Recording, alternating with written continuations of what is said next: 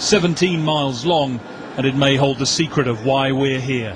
The biggest scientific experiment in the world is nearly ready.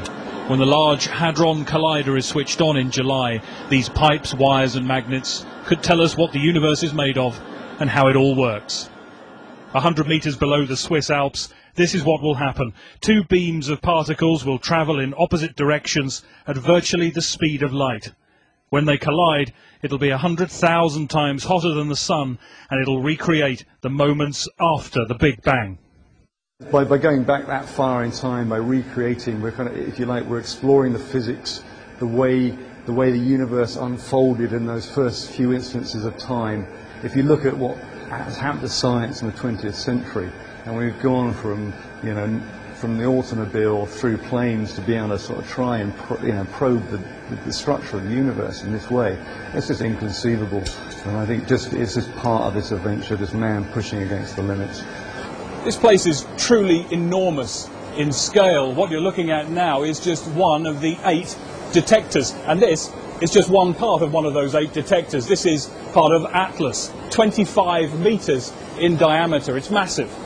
Just over there is where they'll carry out the collisions as part of that experiment. They hope that will tell us an awful lot about how we came to be here. It's also the setting for Dan Brown's novel Angels and Demons. It'll be the backdrop for the movie too. The reality could be more dramatic than the fiction. Scientists say we only know about 4% of what's out there. As for the rest, we don't even know what we don't know. And they dismiss talk of time travel or even a giant black hole which would swallow up the lot.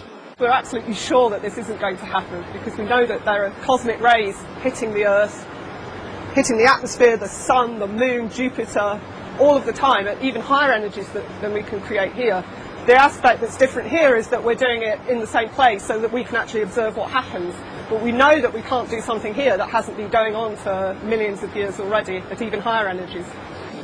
They could have the first results within months. After £3 billion and 10 years, they're confident it will work. If not, they say they'll have the world's most expensive piece of modern art. Greg Milam, Sky News, Geneva.